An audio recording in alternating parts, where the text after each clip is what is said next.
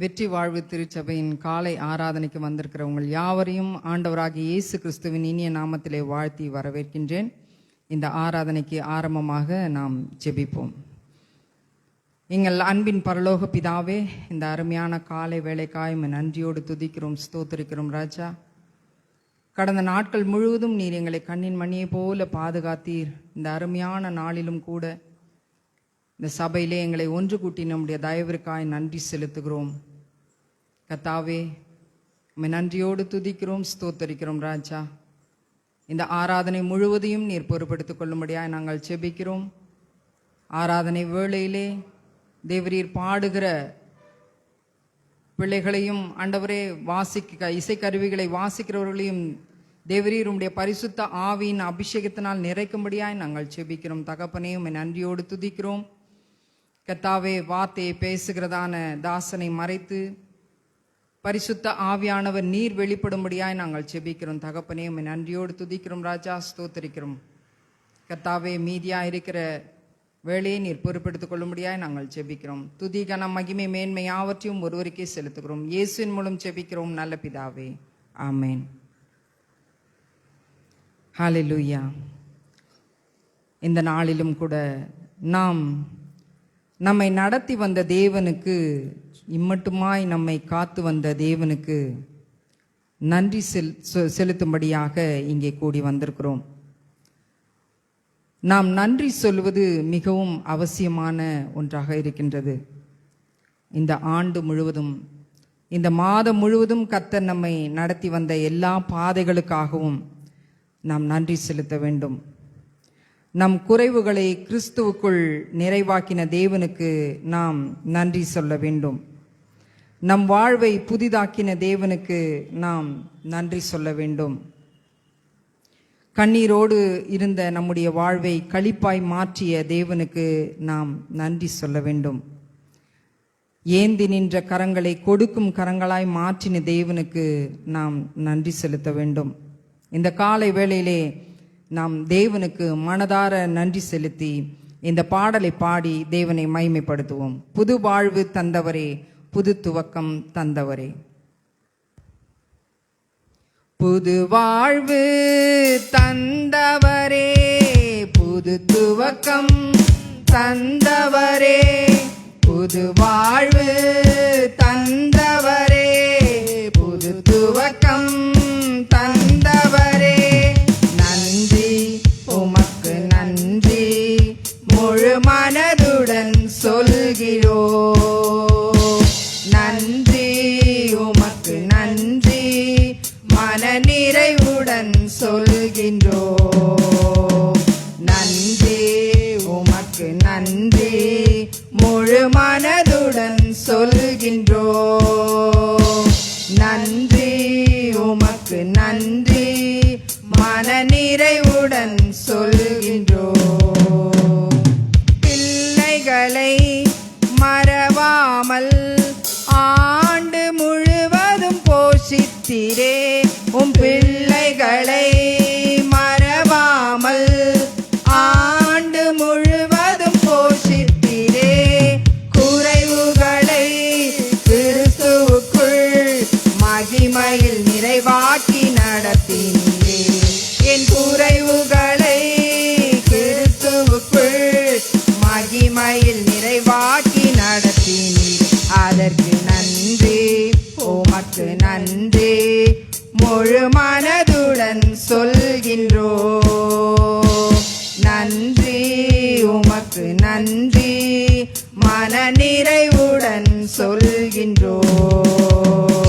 நன்றி, உமக்கு நன்றி, முழு மனதுடன் சொல்கின்றோம். நன்றி, உமக்கு நன்றி, மன நிறைவுடன் சொல்கின்றோம். முந்தினதை யோசிக்காமல், பூர்வமானதை சிந்திக்காமல், முந்தினதை யோசிக்காமல், பூர்வமானதை சிந்திக்காமல், புதியவைகள் தோன்றச் செய்தி சாம்பலை சிங்காரமாக்கிவிட்டீர்.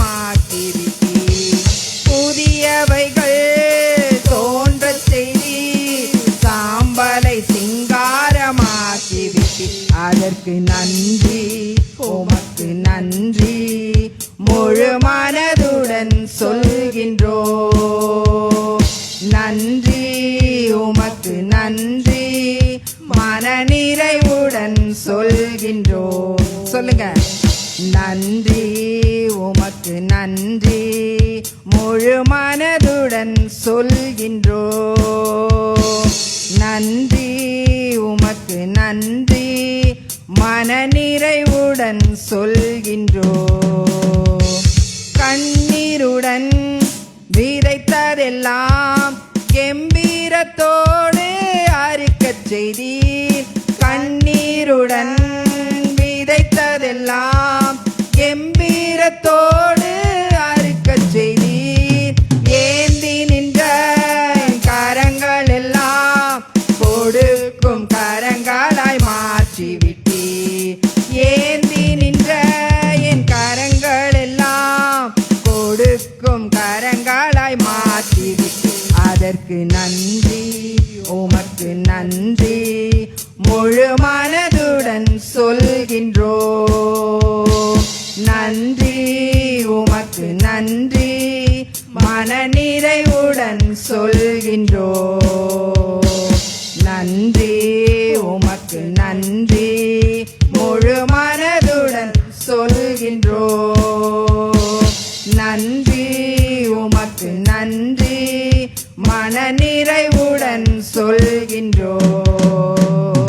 புது வாழ்வு தந்தவரே, புது துவக்கம் தந்தவரே, புது வாழ்வு தந்தவரே, புது துவக்கம் தந்தவரே. நன்றி, உமக்கு நன்றி, முழு மனதுடன் சொல்கின்றோம். நன்றி, உமக்கு நன்றி, மனநிறைவுடன் சொல்கின்றோம்.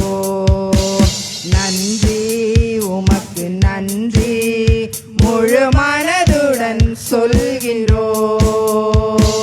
நன்றி, உமக்கு நன்றி, மனநிறைவுடன் சொல்கின்றோம்.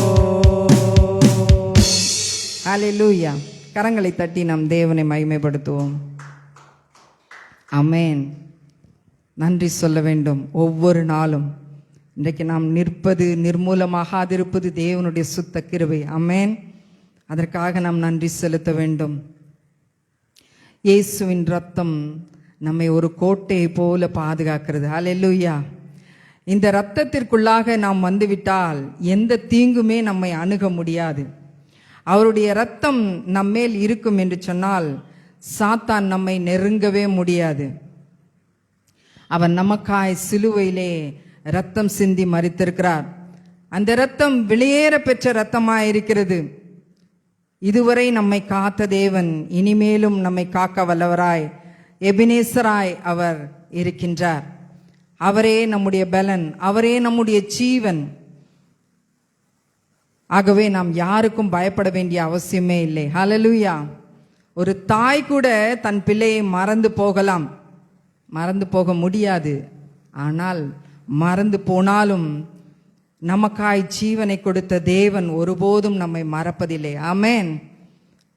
நம்மை கைவிடுவதும் இல்லை, உன்னை விட்டு விலகுவதில்லை, உன்னை கைவிடுவதில்லை என்று சொல்லி அவர் வாக்கு பண்ணியிருக்கின்றார். ஒரு மேய்ப்பனை போல நம்மை நடத்தி செல்கின்றார். அவருடைய கிருபை ஒருபோதும் மாறாததாய் இருக்கிறது. அவருடைய அன்பு என்றைக்குமே மாறாததாய் இருக்கிறது. நேற்றும் இன்றும் என்றும் அவருடைய அன்பு மாறாததாய் இருக்கிறது. ஹல்லேலூயா. இன்னொரு பாடலை பாடி நாம் தேவனை மகிமைப்படுத்துவோம். இரத்த கோட்டைக்குள்ளே நான் நுழைந்து விட்டேன், இனி எதுவும் அணுகாது, எந்த தீங்கும் தீண்டாது. இரத்த கோட்டைக்குள்ளே நான் நுழைந்து விட்டேன், இனி எதுவும் அணுகாது, எந்த தீங்கும் தீண்டாது. இரத்த கோட்டைக்குள்ளே நான் நுழைந்து விட்டேன், இனி எதுவும் அணுகாது, எந்த தீங்கும் தீண்டாது. இரத்த கோட்டைக்குள்ளே நான் நுழைந்து விட்டேன், இனி எதுவும்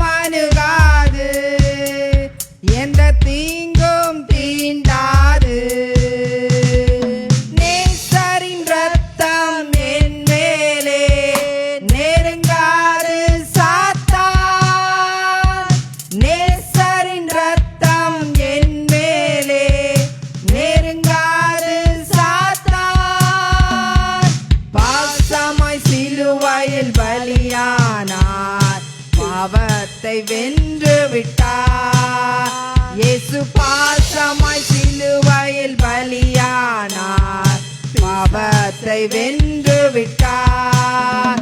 இரத்த கோட்டைக்குள்ளே நான் நுழைந்து விட்டேன், இனி எதுவும் அணுகாது, எந்த தீங்கும் தீண்டாது. இரத்த கோட்டைக்குள்ளே நான் நுழைந்து விட்டேன், இனி எதுவும் அணுகாது, எந்த தீங்கும் தீண்டாது.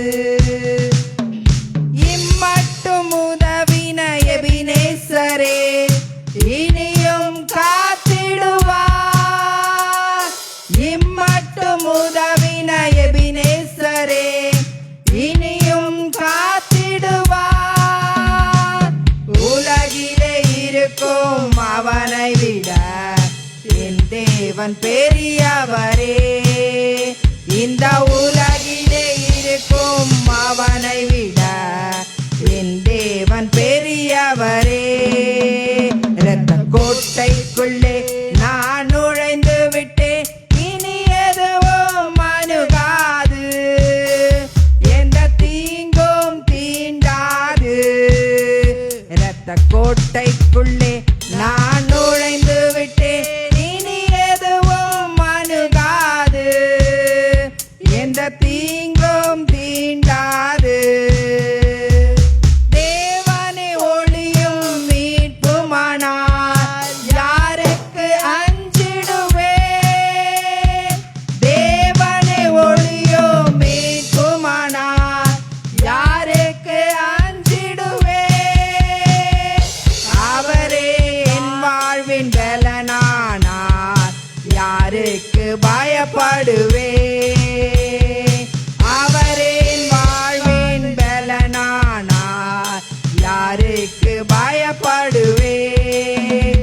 இரத்த கோட்டைக்குள்ளே நான் நுழைந்து விட்டேன், இனி எதுவும் அணுகாது, எந்த தீங்கும் தீண்டாது.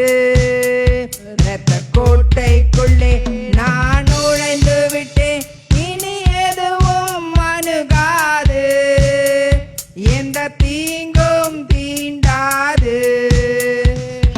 தாய் தன் பிள்ளையை மறந்தாலும் மறவாத என் நேசரே. தாய் தன் பிள்ளையை மறந்தாலும் மறவாத என் நேசரே. ஆயனை போல நடத்துகிறீர், அபிஷேகம் செய்கின்றே. என்னை ஆயனை போல நடத்துகிறீர், அபிஷேகம் செய்கின்றே. இரத்த கோட்டைக்குள்ளே நான் நுழைந்து விட்டேன், இனி எதுவும் அணுகாது, எந்த தீங்கும் தீண்டாது. இரத்த கோட்டைக்குள்ளே நான் நுழைந்து விட்டேன், இனி எதுவும் அணுகாது, எந்த தீங்கும் தீண்டாது. மலைகள் குன்றுகள் விலகினாலும் மாறாது உம் கிருபை. ஆமென். மலைகள் குன்றுகள் விலகினாலும் மாறாது உம் கிருபை. அநாதி சிநேகத்தால் இழுத்து கொண்டீர், அனைத்து சேர்த்து கொண்டீர்.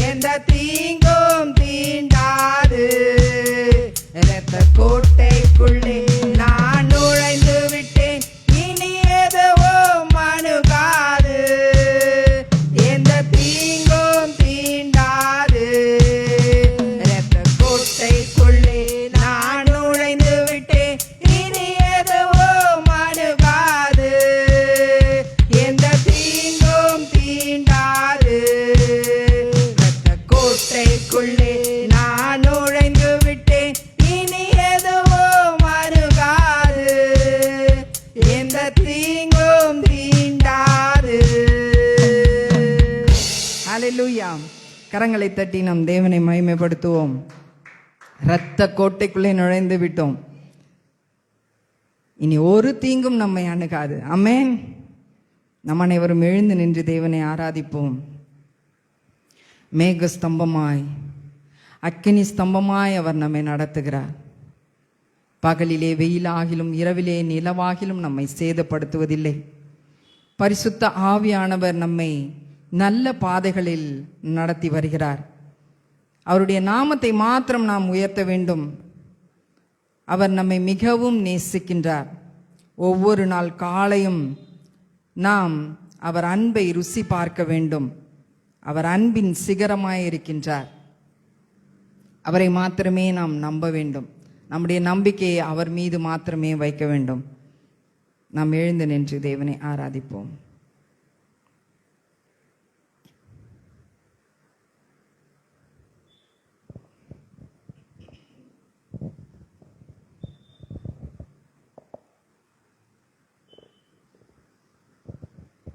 உமக்கு பிரியமானதை செய்ய எனக்கு கற்றுத்தாரும் தெய்வமே. உமக்கு பிரியமானதை செய்ய எனக்கு கற்றுத்தாரும் தெய்வமே. நீரே என் தேவன், உம் நல்ல பரிசுத்த ஆவியானவர் செம்மையான வழியிலே நடத்த வேண்டுமே. செம்மையான வழியிலே நடத்த வேண்டுமே. மேக ஸ்தம்பமே அக்கினி ஸ்தம்பமே தேற்றும் தெய்வமே துணையாளரே. மேக ஸ்தம்பமே அக்கினி ஸ்தம்பமே தேற்றும் தெய்வமே துணையாளரே. உம்மை நோக்கி என் கைகளை உயர்த்தி உயர்த்தி மகிழ்கிறேன் ஐயா. உம்மை நோக்கி என் கைகளை உயர்த்தி உயர்த்தி மகிழ்கிறேன் ஐயா. வறண்ட நிலம் தவிப்பது போல் என் ஆன்மா உமக்காக ஒவ்வொரு நாளும் ஏங்கி ஏங்கி தவிக்கின்றதையா. ஏங்கி ஏங்கி தவிக்கின்றதையா. எனது ஏக்கமே எனது பிரியமே எனது பாசமே எனது ஆசையே. எனது ஏக்கமே எனது பிரியமே எனது பாசமே எனது ஆசையே. உமது அன்பை அதிகாலையில் காண செய்யும் கருணை நேசரே. உமது அன்பை அதிகாலையில் காண செய்யும் கருணை நேசரே. உம்மையே நம்பியுள்ளே நீர் விரும்பும் உம் நல்ல பாதைகளை தினந்தோறும் காட்ட வேண்டும் திவ்யநாதரே. தினந்தோறும் காட்ட வேண்டும் திவ்யநாதரே.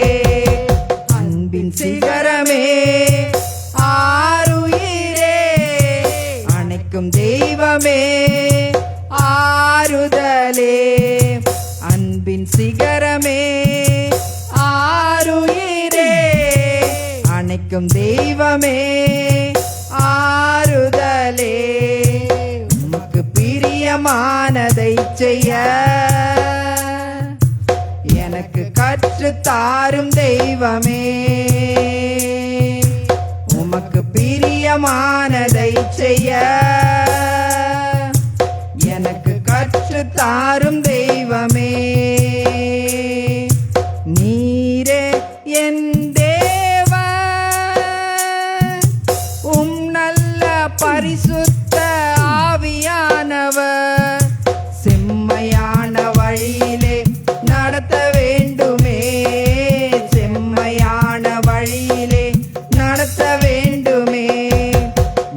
மேக ஸ்தம்பமே, அக்கினி ஸ்தம்பமே, தேற்றும் தெய்வமே, துணையாளரே, எனது ஏக்கமே, எனது பிரியமே, எனது பாசமே, எனது ஆசையே, அன்பின் சிகரமே, ஆருயிரே, அணைக்கும் தெய்வமே, ஆறுதலே, அன்பின் சிகரமே, ஆருயிரே, அணைக்கும் தெய்வமே, ஆறுதலே.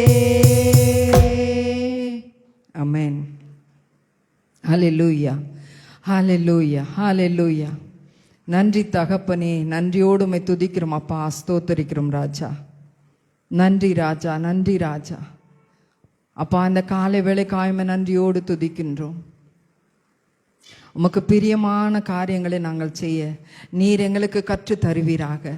இன்றைய நாளிலே ஆண்டவரே அப்பா, நாங்கள் எப்படி நடக்க வேண்டும், எந்த பாதையிலே நாங்கள் செல்ல வேண்டும் என்பதை தேவரீர் நீர் எங்களுக்கு உணர்த்தும்படியாய் உம்முடைய வல்லமையுள்ள வார்த்தைகளை கொண்டு நீர் எங்களோடு பேசும்படியாய் நாங்கள் ஜெபிக்கிறோம் தகப்பனே. உம்மை நன்றியோடு துதிக்கிறோம் ராஜா. அப்போ வந்திருக்கிற ஒவ்வொரு மக்களையும் நீர் ஆசீர்வதிப்பீராக. வர தடைப்பட்ட மக்களை நீர் ஆண்டவரே தடைகளை நீக்கி கொண்டு வந்து சேர்க்கும்படியாய் நாங்கள் ஜெபிக்கிறோம் தகப்பனே. அப்பா உமக்கு ஸ்தோத்திரம். ஆராதனை வேளையிலே அப்பா உம்முடைய பரிசுத்த ஆவியானவர் உம்முடைய பிரசன்னத்தை நீர் எங்கள் மத்தியிலே நிரப்பினபடியாலும் நன்றியோடு துதிக்கிறோம் ராஜா. உம்மை நன்றியோடு துதிக்கிறோம், ஸ்தோத்தரிக்கிறோம் அப்பா. வார்த்தையை பேசுகிறதான வேளையிலே பேசுகிற தாசனை மறைத்து ஆவியானவர் நீர் வெளிப்படும்படியாய் நாங்கள் ஜெபிக்கிறோம். ஆவியானவர் நீர் எங்களுக்கு கற்றுத்தரும்படியாய் நாங்கள் ஜெபிக்கிறோம் ஆண்டவரே. எங்கள் வாழ்க்கையிலே ஆண்டவரே நாங்கள் எப்படி வாழ வேண்டும், எப்படி இருக்க வேண்டும் என்பதை தேவரீருடைய வார்த்தையின் மூலமாய் நீர் எங்களுக்கு போதிக்கும்படியாய் நாங்கள் ஜெபிக்கிறோம் அப்பா. உம்மை நன்றியோடு துதிக்கிறோம், ஸ்தோத்தரிக்கிறோம்.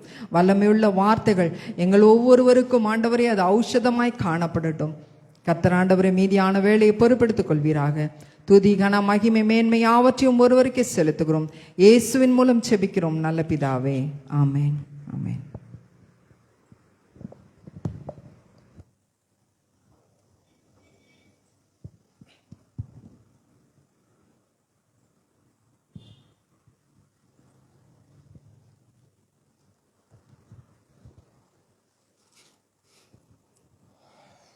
பிரியமானவர்களே, நாம் இப்பொழுது காணிக்கையிலும் தசமபாகத்தையும் தேவனுடைய ராஜ்யத்தில் விதைக்கும்படி வந்திருக்கிறோம்.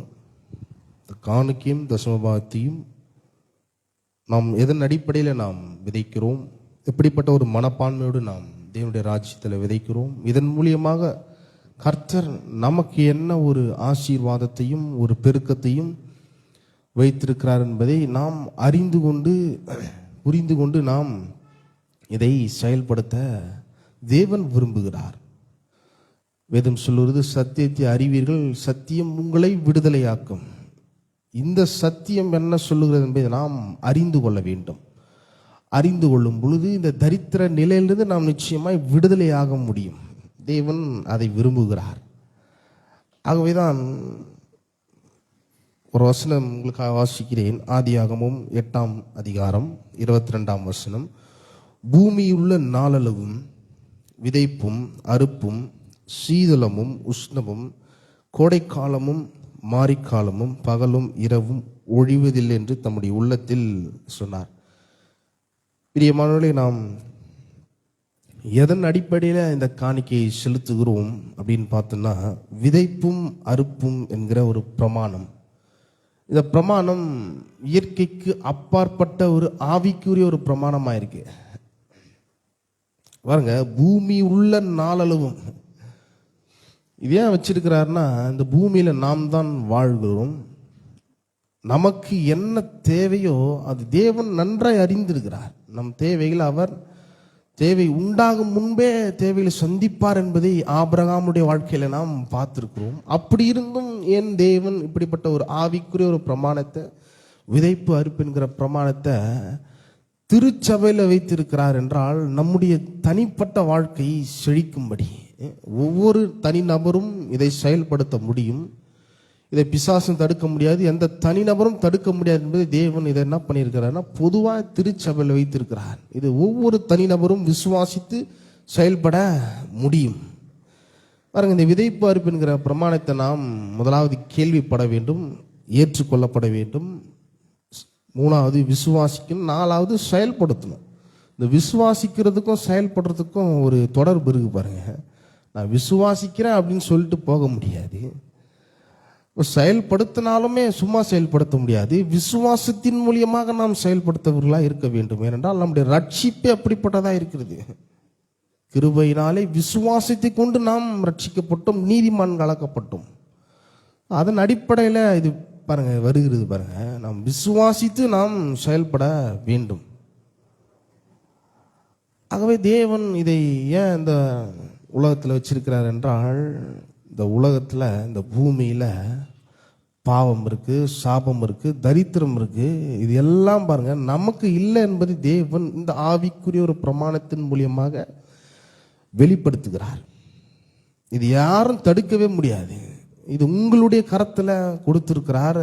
ஆகவே இது உங்களுக்கும் தேவனுக்கும் உள்ள ஒரு நேரடி ஒரு உறவு தொடர்பு குறிக்கிறது. அவர் அப்பாவா இருக்கிறார், நாம் பிள்ளைகளாக இருக்கிறோம். உங்களுடைய தனிப்பட்ட வாழ்க்கையை அவர் ஏராளத்தினாலும் தாராளத்தினாலும் பெருக்கத்தினாலும் அவர் ஆசீர்வதிக்க வல்லமை உள்ளவராக இருக்கிறார் என்பதை இதன் மூலியமாக அவர் வெளிப்படுத்துகிறார். பாருங்க, இது நம்முடைய ஒத்துழைப்பும் வேண்டும், ஆண்டவருடைய ஒத்துழைப்பும் வேண்டும். விதைப்பு நம்முடைய ஒத்துழைப்பு, அறுப்பு அவருடைய ஒத்துழைப்பு. அவர் தருகிறார். இந்த பூமியில் நாம் ஆளுகிறோம், அவருடைய உதவி இல்லாமல் நாம் ஒன்றும் செய்ய முடியாது என்பதை இதன் மூலியமாக தேவன் காண்பிக்க விரும்புகிறார். என்றால் இந்த உலகமே அவர் மூலியமாக உண்டானது, அவருடைய வார்த்தைகள் மூலியமாக உண்டானது. அது மட்டுமல்ல, மனிதனே அவருடைய சாயலின்படி அவருடைய ரூபத்தின்படி உண்டாக்கப்பட்டிருக்கிறான். எல்லாமே அவர்கிட்ட இருந்து வந்தது, அவருக்கு உள்ளார்ந்து வந்துருது. வார்த்தையின் மூலியமாக அந்த உலகம் உண்டாக்கப்பட்டிருக்கிறது. ஆகவே நமக்கு ஒருவர் மேல ராஜாவா இருக்கிறார் என்பதை இந்த ஆவிக்குரிய ஒரு பிரமாணம் காண்பிக்கிறது. அவர்தான் ஆதாரமா இருக்கிறார். இது பாருங்க, இது கிருபையாய் தேவன் நம்முடைய வாழ்க்கையில பொருளாதாரத்தை பெருக்க வேண்டும் என்று விரும்புகிறார். ஆகவே கிருபையில செழித்தல் இது சுலபமா வந்துடாது பாருங்க. இது நம்ம என்ன பண்ணோம்னா ஜாக்கிரதையை நம்ம செயல்படுத்துறதா இருக்கிறோம். இது கிறிஸ்தவத்தில் ரொம்ப முக்கியம். இதில் பிசாசு என்ன பண்ணுறான்னா குருட்டாட்டம் மாதிரி சில விஷயங்கள் பண்ணுகிறார் என்று வேத வல்லுநர்கள் சொல்லுகிறார்கள். இந்த விஷயத்திலும் திருவிருந்து என்கிற அந்த காரியத்திலும் பிசாசு என்ன பண்ணுகிறான், ஜனங்களுடைய மனதை குருடாக்கி போடுகிறான். இதை குறித்து ஒரு பெரிய அளவுக்கு ஒரு விசுவாசம் இல்லை, இதை குறித்து ஒரு பெரிய அளவுக்கு நம்பிக்கை ஆசை இதில் இல்லாத அளவுக்கு அவன் வேலை செய்கிறான் என்று வேதமும் சொல்லுகிறது, வேத வல்லுநர்களும் அதை சொல்லுகிறார்கள். ஆகவே தான் தேவன் என்ன பண்ணுகிறாருன்னா திருச்சபையில் இப்படிப்பட்ட ஒரு ஆவிக்குரிய ஒரு பிரமாணத்தை வச்சிருக்கிறாரு. இந்த பிரமாணத்தை யாராலுமே தடுக்க முடியாது, அவனாலும் தடுக்க முடியாது என்பதை காண்பிக்கிறார். என்றால் அல்வாரி சிலுவையில் பிசாசு தோற்கடிக்கப்பட்டான், அவனுடைய பற்கள்லாம் உடைக்கப்பட்டது. சிங்கம் போல கெர்ஜிக்கலாம், ஆனால் ஒன்றுமே பண்ண முடியாது. கர்த்தர் நம்மை ஆசீர்வதிக்க விரும்புகிறார்.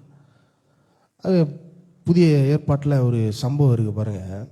இயேசு என்ன பண்ணுகிறார், இயேசுனுடைய கரத்தில் 5 அப்பத்தையும் 2 மீனையும் கொடுக்குறாரு இல்லையா.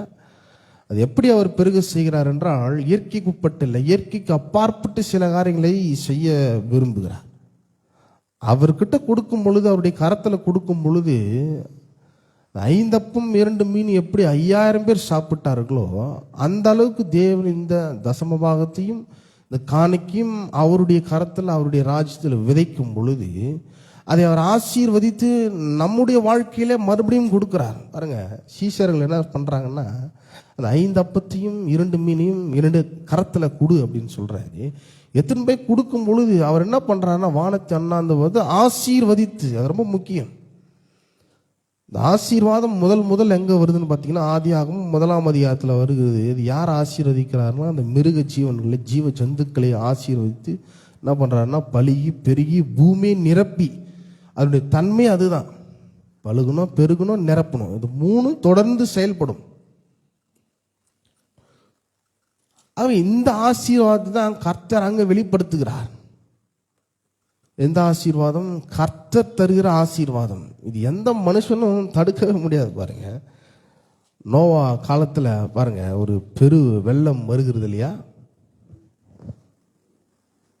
நோவா காலத்துல ஒரு பெரும் வெள்ளம் வரும் பொழுது என்ன ஆகுறதுன்னா, வானத்தின் மதகுகள் எல்லாம் திற உண்டு என்ன பண்ணுகிறது என்றால், பெரிய பெரிய மலைகளெல்லாம் என்ன பண்ணுதா, நீரூற்றுகளால் நிரம்பி அப்படியே காணப்படுகிறது. எந்த மனுஷனாலே அந்த நீரை தடுக்க முடியல. ஏனென்றால் வானத்தின் மதகுகளை திறக்கிறது, பூமியில தாழ்விடங்கள் எல்லாம் தண்ணீர் வருகிறது. எந்த மனுஷனும் தடுக்க முடியல. அது தேவன் சொல்லுகிறார், என் ஆலயத்தில் ஆகாரம் உண்டாயிருக்கும்படி உங்க தசமபாகம் எல்லாம் என்னுடைய ராஜ்யத்தில் விதைக்கும் பொழுது நிச்சயம் அவர் சொல்லுகிறார், களஞ்சியங்கள் பூரணமாய் நிரம்பும், ஆலைகள் திராட்சரசம் புரண்டோடும்.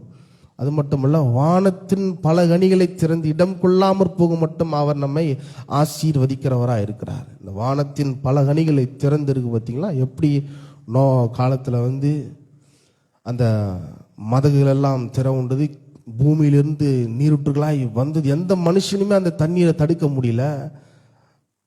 நோவா மட்டும் பாருங்க, கர்த்தருடைய கண்களில் கிருபை கிடைத்தது. அந்த பிழை இன்னைக்கு பாருங்க, கல்வாரி சிலுவைக்கு அது அடையாளமா இருக்கிறது. இன்னைக்கும் நம்ம உலகத்துல பல பிரச்சனைகள், பல தரித்திர சூழ்நிலை இருந்தாலும் இந்த சிலுவையின் மூலியமாக நாம் இந்த தரித்திரத்தை மேற்கொள்ள முடியும் என்பதை தேவன் அதை நமக்கு கற்றுக் கொடுக்கிறார். அது மட்டுமல்ல, அது வெற்றியை எடுத்திருக்கிறார். ஆகவேதான் நம்முடைய ஆசீர்வாதத்தை எந்த மனுஷனும் தடுக்க முடியாது. அவருடைய கரத்துல கொடுக்கும் பொழுது கிருபையாய் நம்மை ஆசீர்வதிக்கிறார், கிருபையாய் நம்மை செழிக்க வைக்கிறார். இயற்கைக்கு உட்பட்டு இல்லை, இயற்கைக்கு அப்பாற்பட்டு நம்முடைய மனதுக்கு அப்பாற்பட்டு சில காரியங்களை செய்ய வேண்டும் என்று தேவன் விரும்புகிறார். நாம் அவருடைய பிள்ளைகளாய் இருக்கிறோம் என்பதை இந்த காரியத்திலும் அவர் வெளிப்படுத்துகிறார். எல்லா காரியத்திலும் அவர் நமக்கு ஏதாவது ஒரு காரியத்தை கற்றுக் கொடுக்க அவர் நமக்கு சில காரியங்களை விரும்புகிறார். இந்த காணிக்கையிலும் தனிப்பட்ட ஒரு வாழ்க்கையை அவர் தான் நம்முடைய வாழ்க்கையின் ஆதாரமாக இருக்கிறார் என்பதை கற்றுக் கொடுக்கிறார். யாரையும் நம்ப வேண்டிய அவசியம் இல்லை.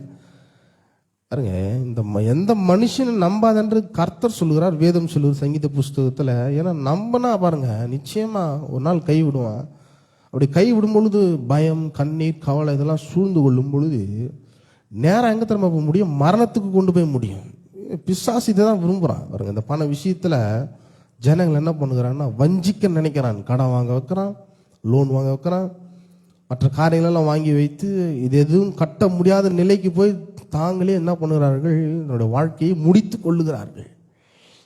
இதில் எல்லாவற்றிலும் தேவன் நம்மை தூக்க வேண்டும் என்பது தேவனுடைய விருப்பமாக இருக்கிறது. ஆகவே தான் அவர் என்ன பண்ணுகிறார் என்றால், இப்படிப்பட்ட ஒரு ஆவிக்குரிய ஒரு பிரமாணத்தை திருச்சபையில் வைக்கும் பொழுது இதை நாம் கேள்விப்பட்டு ஏற்றுக்கொண்டு விசுவாசித்து நாம் செயல்படுத்துகிறவர்களாய் இருக்கிறோம்.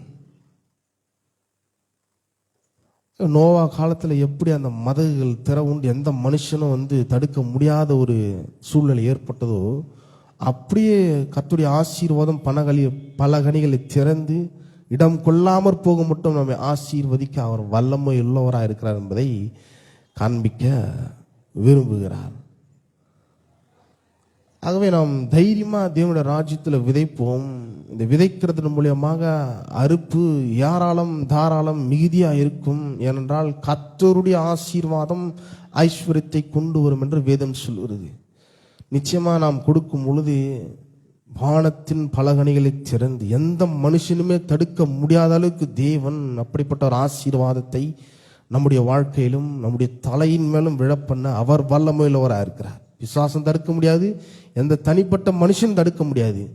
ஆகவே இந்த அதிகாரத்தை உங்களுடைய கரத்தில் கொடுக்கிறார். நீங்கள் ஒவ்வொருவரும் இதை செயல்படுத்த முடியும், நீங்கள் ஒவ்வொருவரும் வெற்றி எடுக்க முடியும். ஆகவே கரங்களில் காணிக்கும் தசமம் எடுத்துக்கொள்வோம், நாம் அறிக்கையிட்டு கொடுப்போம். கரங்களில் எடுத்துக்கொள்வோம், காணிக்கை எடுத்துக்கொள்வோம், அறிக்கையிட்டு கொடுப்போம். பரலோக பிதாவே, குமாரனாகிய இயேசுவின் நாமத்தில் இடத்துல வருகிறேன். ஆண்டவரே, என்னுடைய வாழ்க்கைக்கு நீரே ஆதாரமாக இருக்கிறீர், என்னுடைய வருமானத்துக்கு நீரே ஆதாரமாக இருக்கிறீர், என்னுடத்தில் உள்ளதெல்லாம் நீர் கொடுத்தது. ஆகவே உம்மை கனம் பண்ணும்படி உம்முடைய ராஜ்யத்தில் நான் விதைக்கிறேன். உம்முடைய ராஜ்யத்தில் நான் விதைப்பதால் ஒரு காலமும் பணக்குறைவு, ஏழ்மை என்னை சூழ்ந்து கொள்ளவில்லை.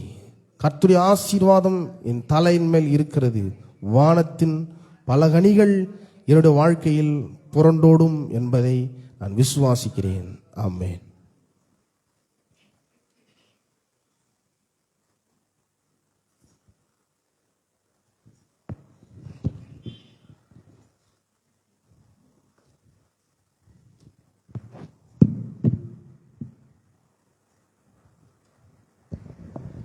நாம் அனைவரும் எழுந்து நின்று சங்கீதம் மாறி மாறி வாசிப்போம்.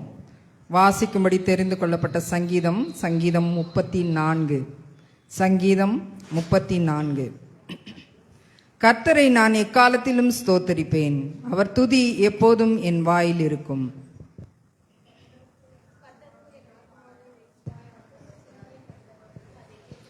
என்னோட கூட கர்த்தரை மகிமைப்படுத்துங்கள், நாம் ஒருமித்து அவர் நாமத்தை உயர்த்துவோமாக.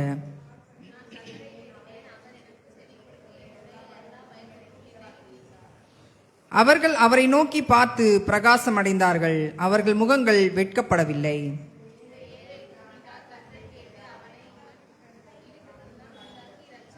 கர்த்தருடைய தூதன் அவருக்கு பயந்தவர்களை சூழ பாளையமிறங்கி அவர்களை விடுவிக்கிறார்.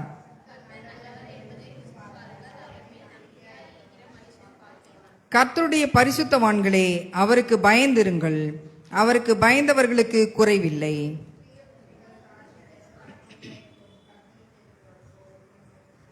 பிள்ளைகளே, வந்து எனக்கு செவி கொடுங்கள், கர்த்தருக்கு பயப்படுதலை உங்களுக்கு போதிப்பேன்.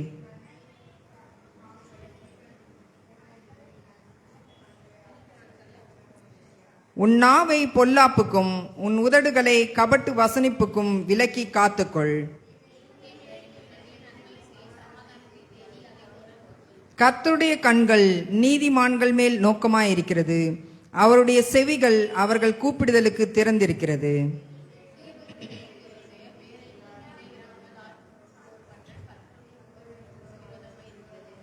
நீதிமான்கள் கூப்பிடும்போது கர்த்தர் கேட்டு அவர்களை அவர்களுடைய எல்லா உபத்திரவங்களுக்கும் நீங்களாக்கி விடுகிறார்.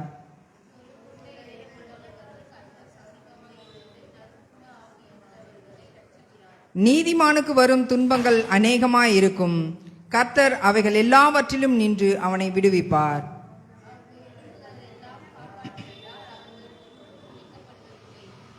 தீமை துன்மார்க்கனை கொல்லும், நீதிமானை பகைக்கிறவர்கள் குற்றவாளிகள் ஆவார்கள். நாம் அனைவரும் சேர்ந்து வாசிப்போம். கர்த்தர் தமது ஊழியக்காரரின் ஆத்துமாவை மீட்டுக் கொள்ளுகிறார், அவரை நம்புகிற ஒருவன் மேலும் குற்றம் சுமராது. சபைக்கான அறிவிப்புகள். ஞாயிற்றுக்கிழமை காலை ஆராதனை, தமிழ் ஆராதனை காலை 8:30 மணிக்கு துவங்கி 10:30 மணி வரை நடைபெறும். ஒவ்வொரு வாரமும் வெள்ளிக்கிழமைகளில் 7 to 8 மணி வரை பரிந்து பேசும் ஜெபம் இங்கே நடைபெறுகின்றது. அனைவரும் வந்து கலந்து கொள்ளும்படி உங்களை அன்புடன் அழைக்கின்றோம். ஒவ்வொரு மாதமும் முதல் தேதியிலே நமக்கு இங்கு வாக்குத்தத்த ஆராதனை நடைபெறுகிறது. வருகிற மாதம் ஜூன் மாதம் 1ஆம் தேதி சனிக்கிழமை காலை 5:30 மணிக்கு ஆரம்பமாகும். நீங்கள் அந்த வாக்குத்தத்த ஆராதனையிலே கலந்து கொண்டு ஆசீர்வாதம் பெற்றுக்கொள்ளும்படியாய் நாங்கள் அழைக்கின்றோம். ஒவ்வொரு மாதத்திலும் 2ஆம் ஞாயிற்றுக்கிழமைகளிலே நமக்கு திருவிருந்து ஆராதனை நடைபெறுகின்றது. இந்த சபையிலே முதல் முறையாக VBS நமக்கு தொடங்கப்படுகின்றது. வருகிற 28ஆம் தேதி முதல் 28, 29, 30, 31 ஆகிய நாட்களிலே நமக்கு இங்கே VBS நடைபெறும். சிறு பிள்ளைகள் அனைவரும் வந்து கலந்து கொள்ளும்படி உங்களை மிகவும் அன்புடன் அழைக்கின்றோம். நீங்கள் உங்களுக்கு தெரிந்த அக்கம் பக்கத்தில் உள்ள சிறு பிள்ளைகளை அழைத்து வாருங்கள். நம்முடைய சபை மக்களும் உங்களுடைய குடும்ப பிள்ளைகளையும் அருகிலுள்ள சிறு பிள்ளைகளையும் நீங்கள் இங்கே VBS நடைபெறுகிறது என்று சொல்லி அழைப்பு விடுக்கும்படி உங்களை தாழ்மையுடன் கேட்டுக்கொள்கிறேன்.